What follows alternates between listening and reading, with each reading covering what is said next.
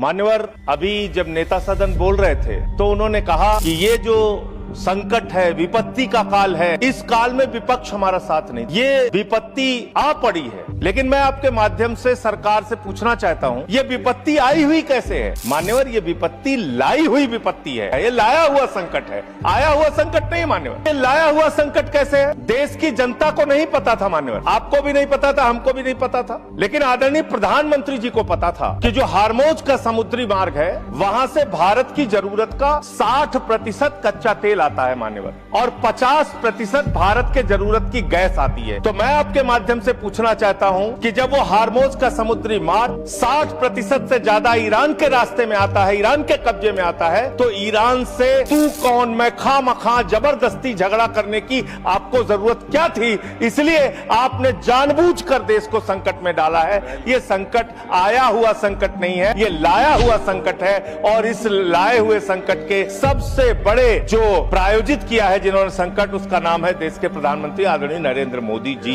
मान्यवर, ये बात देश की जनता को पता होनी चाहिए। आपका परंपरागत मित्र है ईरान, और खुद प्रधानमंत्री ने माना है। प्रधानमंत्री जी जब गए थे ईरान की यात्रा में, उन्होंने कहा भारत और ईरान की दोस्ती इतिहास से भी पुरानी है। ये प्रधानमंत्री के वक्तव्य हैं। उन्होंने खामेनेई जी को कुरान की पांडुलिपि भेंट की थी 7वीं शताब्दी की मान्यवर। उन्होंने चाबार पोर्ट का समझौता किया था, जिसका बखान प्रधानमंत्री ने खूब किया कि भारत का व्यापार बढ़ जाएगा।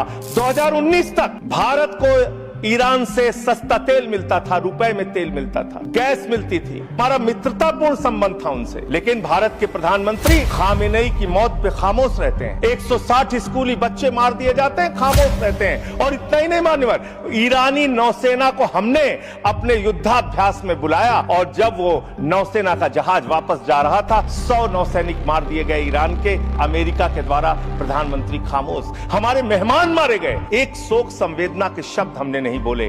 आपने जो तेल और जो ऐसे समय में 60 रुपए घरेलू गैस का दाम और 115 रुपए कमर्शियल सिलेंडर का दाम आपने बढ़ाने का काम किया। तो पूरे देश में एक हाहाकार की स्थिति है। इसको नियंत्रित करने के लिए झूठ बोलने के बजाय सच्चाई को स्वीकार कीजिए। और आज जो कहा गया कि हार्मोज समुद्री मार्ग खुल गया है, गलत जानकारी सदन को नहीं देनी चाहिए।